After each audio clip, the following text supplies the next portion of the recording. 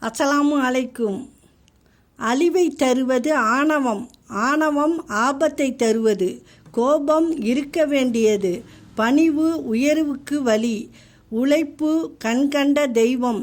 பெற்றோர் செய்ய வேண்டியது உதவி, செய்யக்கூடாதது துரோகம், நம்பக்கூடாதது வதந்தி, நழுவ விடக்கூடாதது வாய்ப்பு.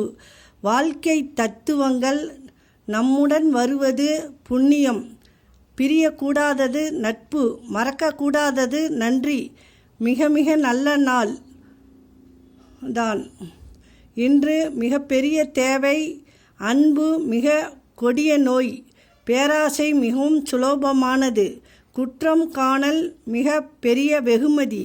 மன்னிப்பு விளக்க வேண்டியது. விவாதம் வந்தால் போகாதது. பழி போனால் வராதது மானம்.